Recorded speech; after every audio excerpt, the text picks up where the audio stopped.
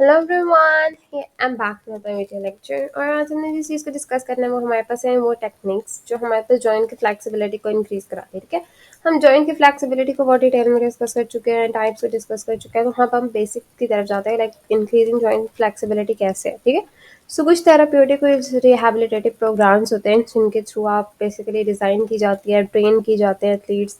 उन design programmes के through उनको ट्रेन किया जाता है कि किसी पार्टिकुलर स्पोर्ट में अगर वो जा रहे हैं तो उस स्पोर्ट से रिलेटेड ऐसी कौन सी फ्लेक्सिबिलिटी टेक्निक्स यूज़ की जाएं जिसकी वजह से उनकी बेसिकली फ्लेक्सिबिलिटी अच्छी हो। जितनी ज़रूरत है एटलीस्ट उस एथलीट की लिए उतनी होनी चाहिए। लाइक अगर वो फुटबॉलर है तो उसको कितनी चाहिए, अगर वो कोई जिमनास्ट है तो उसको कितनी चाहिए। ठीक है, तो मेजरली आप सारी चीज़ों पे फोकस करते हो। ठीक है, increasing or maintaining flexibility involves stretching the tissues that limit the ROM at the joint. ठीक है, इंक्रीज की हमने फ्लेक्सिबिलिटी मेंटेन किया फ्लेक्सिबिलिटी को, तो ये हमारे पास बेसिकली क्या होता है ना, अगर आप इंक्रीज या मेंटेन कर दे फ्लेक्सिबिलिटी को तो जाहिर सी बात है हमारे पास काफ़ी हद तक हम क्या कर लेते हैं, टिश्यूज़ को स्टेबल कर लेते हैं। ठीक है, तो इसका मतलब हमारे पास कुछ स्ट्रेचिंग की टेक्निक्स हमें यूज़ करनी पड़ेगी ये दोनों काम करने के लिए, फ्लेक्सिबिलिटी को इंक्रीज करने के लिए और फ्लेक्सिबिलिटी को मेंटेन रखने के लिए। ठीक है, तो हमारे पास सैमरल अप्रोचेज होती हैं जिनमें सबसे पहली जो हम चीज़ डिस्कस करेंगे ना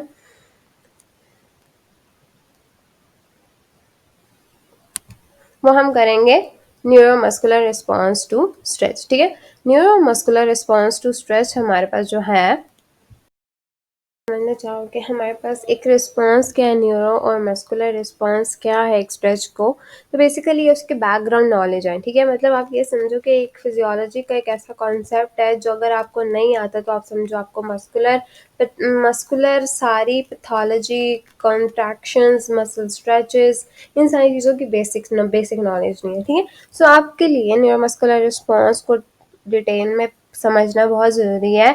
जीटीओस कैसे काम करते हैं, मसल स्पिंडल्स कैसे काम करते हैं, ताकि आपको आइडिया हो कि अब यहाँ पे पेशेंट की नीड क्या है और मैंने किस तरह से काम करना है। ठीक है, ये दोनों सेंसरी रिसेप्टर्स होते हैं। ठीक है, बेसिकली ये एक्ट करते हैं एक डिटेक्टर्स के तौर पे। ठीक है, ये डिटेक्ट करते हैं कि हमें क्या काम करना है। ठीक है, और फिर उसके बाद ये अपना रिस्पॉन्स देते हैं। ठीक है, स्ट्रेच के ऊपर, मतलब अगर मैं मसल को कॉन्ट्रैक्ट कराने की कोशिश कर रही हूँ तो ये किस स्ट्रेच को कैसे रिस्पॉन्ड करना है ये वो डिटेक्ट करके करते हैं। ठीक है, अगर मैं कहती हूँ कि पेशेंट खुद कर रहा है तो वो एक्टिव स्ट्रेचिंग हुई, तो वो इसका मतलब वो एक्टिवली काम करेंगे। ये दोनों, इनको रिस्पॉन्ड आएगा कि पेशेंट खुद कर रहा है।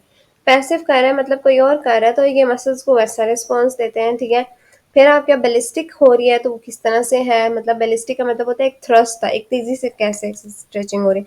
तो मेजरली रिपीटेटिव, स्टैटिक, ये सारी चीज़ों में ना डिस्कस करेंगे हम आगे जो स्ट्रेचिंग की टाइप्स में डिस्कस करेंगे। ठीक है, सो मेजरली गोल्जी टेंडन ऑर्गन ऐसी एरिया पे लोकेट होते हैं जहाँ पे मसल और टेंडन की जंक्शन हो रही होती है। ठीक है, मतलब आपको अगर हम इस पिक्चर से देखते हैं तो हमारे पास बेसिकली गोल्जी टेंडन ऑर्गन जो है ना, सॉरी,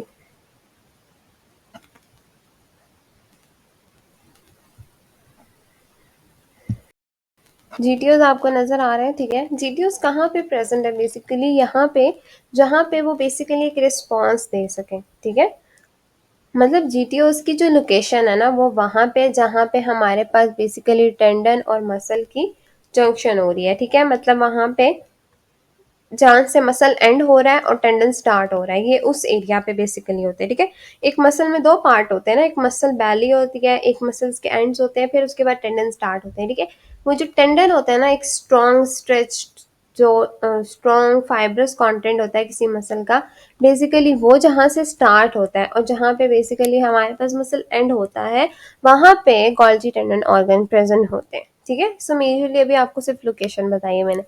अब उन्होंने कहा कि अप्रॉक्सीमेटली ये 10 to 15 जो मसल फाइबर्स होते हैं ना ये होते हैं सीरीज में। ठीक है, मतलब अगर आप इस पिक्चर में भी देखोगे तो आपको नजर आ रहा होगा कि ये कितने ज्यादा है, ये रेड सी कलर में।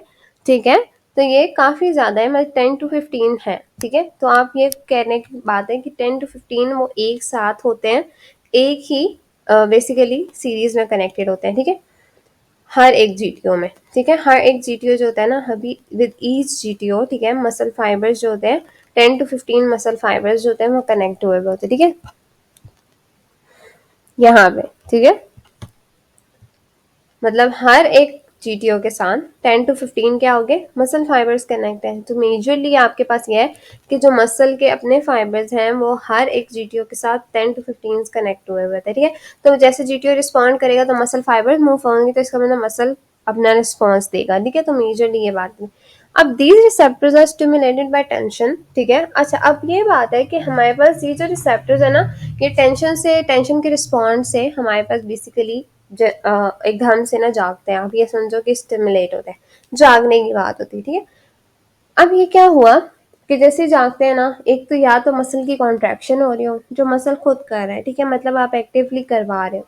एक ही होता है कि पैसिवली कोई और करवा रहा है, या मसल कोई पैसिव मूवमेंट की वजह से, कोई सी और चीज की वजह से स्ट्रेच हो रहा है, ठीक है। सो दो चीजें होती हैं। अब क्या है कि जो पैसिव मसल का स्ट्रेच होता है ना, ठीक है, जो पैसिव मसल का स्ट्रेच होता है, ये बहुत ज्यादा इसको थ्रेशोल्ड चाहिए होता है, मतलब काफी ज्यादा चाहिए होता है, ताकि ये अपना अपना काम या अपने आप को स्टिमुलेट कर सके। जीटीओ तब स्टिमुलेट होते हैं पैसिव स्ट्रेच में जब आप ज्यादा न्यूटन्स की फोर्स लगाते हो, जैसे आपको यहाँ पे बताया हुआ है 2 न्यूटन, ठीक है। 2 न्यूटन तक की उन्होंने कहा फोर्स लगाते हैं अप्रॉक्सीमेटली, तब जाके स्टिमुलेट होते हैं। लेकिन हमारे जो मसल की अपनी कॉन्ट्रैक्शन होती है वो मैक्रो न्यूटन्स जो होते हैं ना आपके पास, बेसिकली माइक्रो न्यूटन्स में भी 30 to 90 माइक्रो न्यूटन्स में भी हमारे पास हो जाते हैं स्टिमुलेट, ठीक है। सो मेजरली बात ये है सारी कि अगर आप जीटीओस की बात करो ना, तो ये टेंशन को रिस्पॉन्ड करते हैं। मैं आपको इसकी एग्जाम्पल देती हूँ कि अगर कोई सडनली आप टेंस करते हो, किसी टिश्यू को एकदम से खींचते हो, ठीक है, किसी टिश्यू को एकदम से खींचा, अब चाहे वो मसल आप खुद खींचे, मसल की अपनी कॉन्ट्रैक्शन हो, या मैं कहती हूँ कि मैंने उसको कहा कि मैं आपको स्ट्रेस देती हूँ और मैं एक पेशेंट को अपने स्ट्रेच दे रही हूँ, तो वो एक पैसिव स्ट्रेच हो गया। तो इन दोनों केसेस में ना अपने अपने तरीके से वो रिस्पॉन्ड करेगा। जीटीओस जल्दी रिस्पॉन्ड करते हैं जब मसल एक्टिव काम करता है, इसलिए कहते हैं ना कि पेशेंट खुद काम करे तो जल्दी ठीक हो जाता है, ठीक है। तो खुद स्ट्रेचिंग करे जल्दी ठीक हो जाता है। बेसिकली जब एक्टिवली परफॉर्म करता है तो उसको फोर्स कम चाहिए होती है और जल्दी एक्टिवेट हो जाते हैं उसके जीटीओस, और वो ज्यादा अच्छे से काम करते हैं, ठीक है, टेंशन को रिस्पॉन्स करते हैं। अभी हम देखते हैं कि इसका रिस्पॉन्स क्या जाता है, ठीक है। तो क्या होता है कि बेसिकली जैसे उसने क्या किया कि अगर मैंने स्ट्रेच दिया तो जाहिर सी बात है उसको फोर्स बहुत ज्यादा चाहिए थी, 2 न्यूटन तक चाहिए थी, तब जाके वो कहीं एक्टिवेट हुए। लेकिन जब मसल ने खुद रिस्पॉन्ड किया, मतलब मसल खुद कॉन्ट्रैक्ट हुआ, तो 30 to 90 माइक्रो न्यूटन चाहिए थे, जिससे वो बेसिकली सफिशिएंट थे कि वो जीटीओस को स्टिमुलेट करा सकते, ठीक है। सो मेजर साफ सी बात ये थी। अब क्या हुआ कि देखो जीटीओस जो होते हैं ना, इनका मेजर काम क्या होता है कि ये इनहिबिट करते हैं टेंशन की डेवलपमेंट को, ठीक है। अब टेंशन की डेवलपमेंट का क्या मतलब है कि कोई मसल एक्टिवेट है ना, तो उसकी टेंशन की जो डेवलपमेंट है उसको कम करेंगे, मतलब उसको रिलैक्स करने की कोशिश करते हैं। अब ऑलरेडी एक टेंस टिश्यू है, ठीक है, और उसको वो कम करने की कोशिश करते हैं, तो वो काम कौन करेगा बेसिकली, वो काम जीटीओस करेंगे। फॉर एग्जाम्पल मैं आपको कहती हूँ, मैं आपको इसकी सिंपल सी एग्जाम्पल देती हूँ। मैंने ना कोई चीज पकड़ी हुई अपने हाथ में, ठीक है, मैं उसको होल्ड करके रखा हुआ, हाँ बाजू मेरे बिल्कुल ग्रेविटी बार बार खींच रही है, होल्ड किया, 1 घंटा पकड़ सकती हूँ, 2 घंटे पकड़ूंगी, 3 घंटे पकड़ूंगी। एक टाइम आएगा कि मैं थक जाऊंगी और मैं खुद छोड़ दूंगी, ठीक है। तो वो जो छोड़ने वाला रिस्पॉन्स है ना, बेसिकली वो जीटीओस करवा रहे होते हैं, क्योंकि जो जीटीओस क्या करते हैं, प्रमोट करते हैं रिलैक्सेशन, ठीक है। जो एक्टिवेटेड मसल्स की है वो प्रमोट करते हैं ये मसल की रिलैक्सेशन, मतलब इनहिबिट कर देते हैं टेंशन डेवलप जो हुई हुई होती है किसी भी मसल के अंदर। एंड सेकेंड वन वॉज कि ये इनिशिएट करते हैं उस टेंशन को जो एंटागोनिस्ट मसल्स की है। मतलब ये क्या करते हैं कि हमारे पास जो खुद अपना मसल काम कर रहा था ना, उसको क्या करते हैं, मैंने आपको क्या कहा, छोड़ देते हैं। तो इस छोड़ने में कुछ मसल्स एक्टिवेट भी तो हुए होंगे ना, ऐसा तो नहीं है कि मैंने कहा कि मेरे सारे मसल्स डीएक्टिवेट, ऐसा तो नहीं होता। जब आपके पास एगोनिस्ट जो आपका ऊपर, मतलब आप ये कहते हो वो मसल जो उस टाइम कॉन्ट्रैक्ट हुआ है वो एगोनिस्ट होता है, एंटागोनिस्ट वो मसल होता है जो उस टाइम रिलैक्स है, ठीक है। तो अब ये क्या करते हैं, जो कॉन्ट्रैक्ट हुआ है उसको रिलैक्स कर देते हैं, और जो रिलैक्स था उसको कॉन्ट्रैक्ट कर देते हैं, ठीक है। सो मेजर काम क्या था आपके पास जीटीओ का, सिंपल सा, जो कॉन्ट्रैक्ट था उसको क्या किया, रिलैक्स किया, और जो रिलैक्स था उसको कॉन्ट्रैक्ट किया, सिंपल सी आपकी बात, ठीक है। सो ये था हमारे पास जीटीओ का काम। अब हम चलते हैं मसल स्पिंडल के ऊपर, ठीक है। मसल स्पिंडल जो होते हैं ना, एक दूसरे सेंसरी रिसेप्टर्स हैं जिनका नाम मसल स्पिंडल्स है, वहां पे सीरीज में कनेक्टेड होते हैं। यहाँ पे मसल स्पिंडल्स जो होते हैं वो पैरेलल कनेक्टेड होते हैं, ठीक है। और यहाँ पे आपको नजर आ रहे हैं, अगर इस पिक्चर्स को और जूम किया जाए तो ये पैरेलल कनेक्ट हुए होते हैं, ठीक है, ये इस तरह से। अब जीटीओ जो होते हैं ना बेसिकली, ठीक है, ये क्या करते हैं, ये बेसिकली दो, अगर आप मैं इनको सिंपल सी बात बोलूं तो ये कंपोज हुए हुए होते हैं 3 से 10 मसल फाइबर्स में, ठीक है, 3 से 10 मसल फाइबर्स से मिलके बने हुए होते हैं, जिनमें इंटरफ्यूजल फाइबर्स होते हैं और एक्स्ट्राफ्यूजल फाइबर्स होते हैं, ठीक है। इंटरफ्यूजल वो फाइबर्स होते हैं जो बेसिकली यहाँ पे काम करते हैं, ठीक है, जिनको कनेक्टिव टिश्यू की एक शीट ने कवर किया हुआ होता है, ठीक है, उनको कहते हैं हम इंटरफ्यूजल फाइबर्स, ठीक है, मतलब वो अंदर की तरफ है। इंटरफ्यूजल का मतलब है कि उनके ऊपर कोई कवरिंग है। इंटरफ्यूजल फाइबर्स की ना दो टाइप्स होती हैं, ठीक है, मतलब इनके अंदर इंटरफ्यूजल बेसिकली मतलब ये होता है कि वो फाइबर्स, अच्छा आपको एक और क्लियर कर देता है पॉइंट, ठीक है, यहाँ पे मैंने एक बात की पर शायद आपकी इस बुक में भी नहीं लिखा हुआ, लेकिन मसल स्पिंडल्स जो होते हैं ना वो बेसिकली होते हैं आपके पास बैलीज में, ठीक है, जो मसल की बैली होती है ना, जो मिडल पार्ट होता है, ठीक है। जीटीओज मैंने आपको कहा ना कि मसल के एंड्स में होते हैं, पर ये जो होते हैं मसल के बिल्कुल मिड वाले, मतलब जहाँ पे बल्क ज्यादा होता है ना वहां पे होते हैं। जो ये मसल बैलीज में होते हैं, ये क्या करते हैं ना बेसिकली ये काम करते हैं, रिस्पॉन्ड करते हैं ऑपोजिट, ठीक है, अभी हम देखते हैं कैसे रिस्पॉन्ड करते हैं, ठीक है। अच्छा, अब हमने कहा कनेक्टिव टिश्यू की शीट ने इसको कवर किया हुआ। कुछ फाइबर्स जो होते हैं ना, अब इनका जो मेजर काम है ये क्या करते हैं कि रिस्पॉन्ड करते हैं मसल की लेंथ चेंज को और रेट ऑफ लेंथनिंग को, ठीक है। मतलब इसका बात ये है कि एक जो है स्टैटिक रिस्पॉन्स होगा, ठीक है। अब वो स्टैटिक रिस्पॉन्स क्या है कि हमारे पास मसल जो है वो आपके पास लेंथ के ऊपर काम कर रहा है, मतलब जब मसल लेंथनिंग में जाएगा तो ये तब एक्टिवेट होंगे। और दूसरा ये क्या करते हैं कि जब हमारे पास मसल्स की लेंथनिंग की रेट भी इंक्रीज हो रहा है, रेट इंक्रीज हो रहा है, डिक्रीज हो रहा है, ये उस पर भी काम करते हैं, ठीक है। इसके ना दो फाइबर्स होते हैं, इंटरफ्यूजल फाइबर्स की दो टाइप्स हैं, ठीक है। दो टाइप्स ये हैं कि एक तो है जो हमारे पास बेसिकली करती है मसल, सॉरी, एक जो है वो हमारे पास काम करती है मसल के स्टैटिक कंपोनेंट। स्टैटिक वो कंपोनेंट है जैसे सिर्फ लेंथ के ऊपर हम बात कर रहे थे, ठीक है, जब वहां पे हम कोई रेट शेट बात नहीं करते, उसकी स्पीड की बात नहीं हो रही थी, ठीक है। तो स्टैटिक कंपोनेंट पे जो काम करते हैं उनको हम कहते हैं न्यूक्लियर चेन फाइबर्स, ठीक है।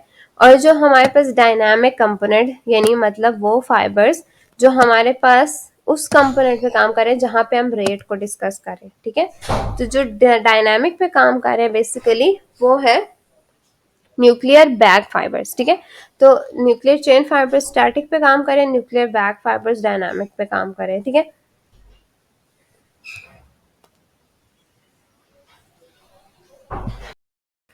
अच्छा, अभी दोनों चीज़ों पे जैसे दोनों कंपोनेंट्स में हम बात कर रहे हैं तो मैं आपको एक सिंपल सी क्लियर सी इसकी एक देती हूँ कि लेंथ की जब बात हो रही है इसका मतलब कि आपका मसल जब बहुत ज़्यादा लेंथनिंग पोजीशन में होगा ना, ठीक है, इसका ये मतलब नहीं है कि बहुत ज़्यादा, इसका मतलब है कि स्ट्रेच पोजीशन में होगा।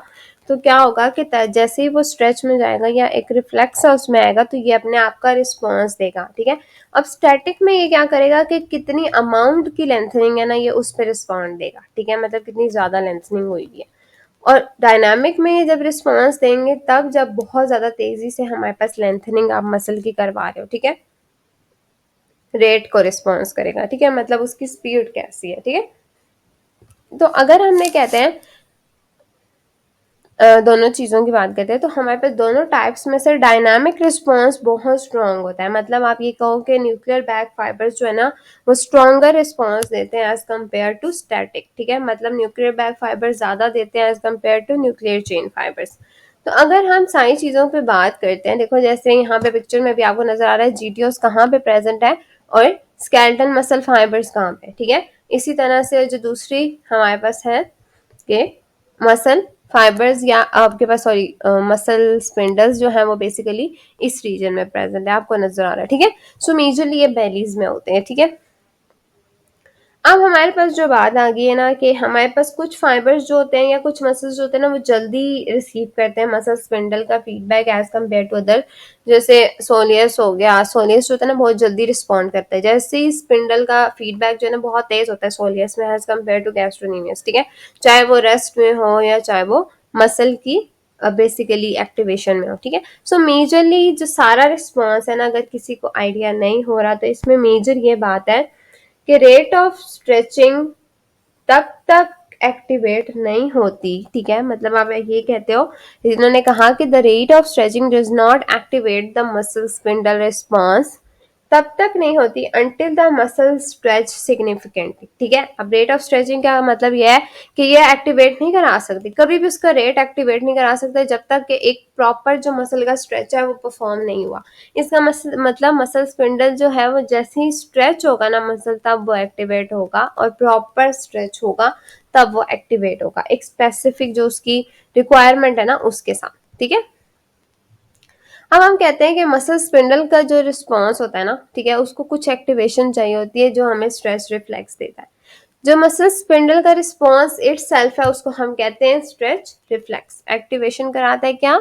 स्ट्रेच रिफ्लेक्स की। ठीक है, स्ट्रेच रिफ्लेक्स एक मोनोसाइनेप्टिक रिफ्लेक्स होता है। ठीक है, अगर आपको यहाँ पे नजर आ रहा हो, यहाँ पे स्ट्रेच रिफ्लेक्स ने बताया मोनोसाइनेप्टिक और मायोस्टैटिक, दो वर्ड्स इसके लिए यूज हुए हैं।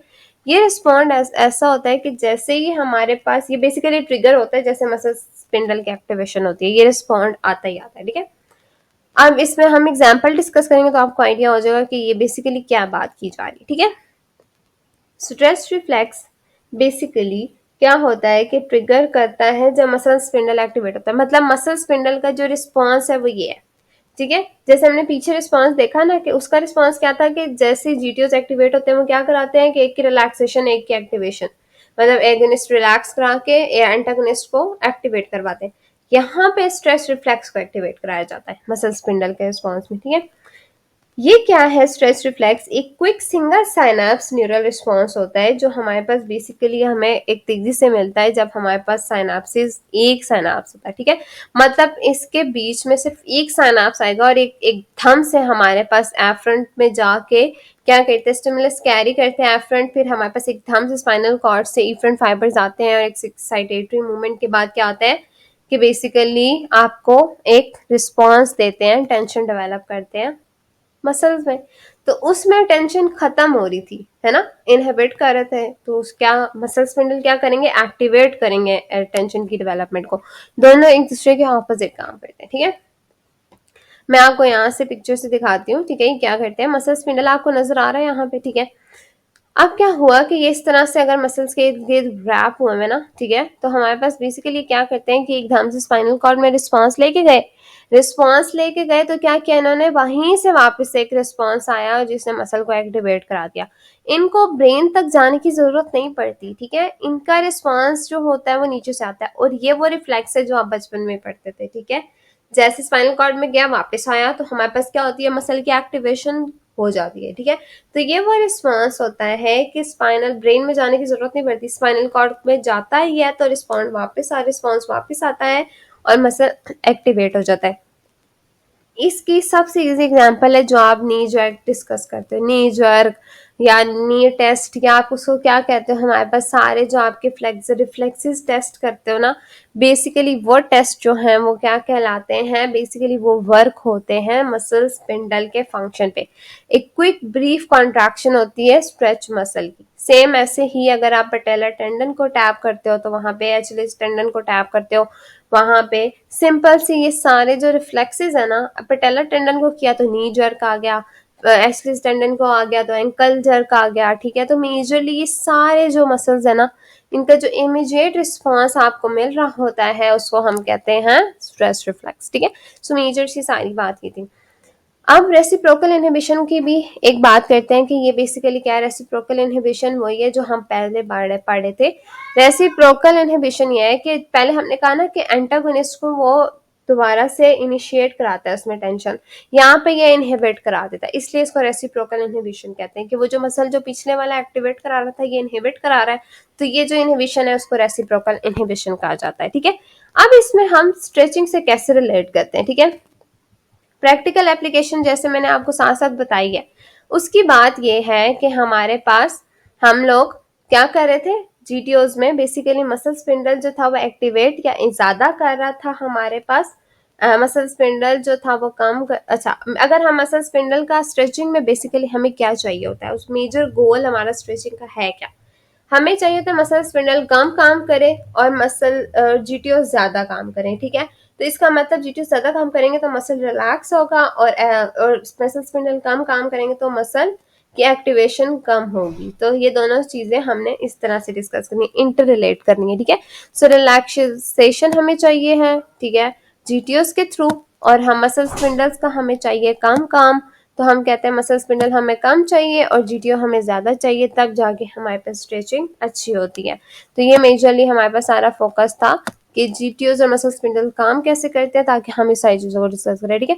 ये इसकी प्रॉपर समरी दी गई है कि इसकी लोकेशंस कैसे हैं, ठीक है, फिर ये क्या कराते हैं, इंक्रीज कराता है मसल की टेंशन को, ये मसल की लेंथ को, ठीक है। इनके रिस्पॉन्स क्या क्या है, एक इनहिबिट करा रहा है, एक इनिशिएट करा रहा है, ये इनिशिएट करा रहा है, ये इनहिबिट करा रहा है, ठीक है। फिर ओवरऑल इफेक्ट क्या है कि प्रमोट कराता है रिलैक्सेशन को, और ये क्या करता है, इनहिबिट कराता है कि स्ट्रेच को, जो मसल स्ट्रेच हुआ हुआ है वो इनहिबिट कराता है कि वो बहुत काफी हद तक जो तरह हमारे पास मसल स्पिंडल रिलैक्स रखे, ठीक है। अच्छा, अब हमारे पास ये क्योंकि स्ट्रेच को हमारे पास काफी ज्यादा करता है ना मसल स्पिंडल, तो हमें इसका इफेक्ट कम चाहिए, ठीक है। सो ये सारी चीजें हमारे पास थी बेसिकली जीटीओ से और मसल स्पिंडल से रिलेटेड। Thanks for watching. बाकी हम active, passive stretching, ballistic stretching ये हम नेक्स्ट लेक्चर में डिस्कस करेंगे। कोई भी चीज समझ नहीं है तो कमेंट सेक्शन में आप पूछ सकते हो।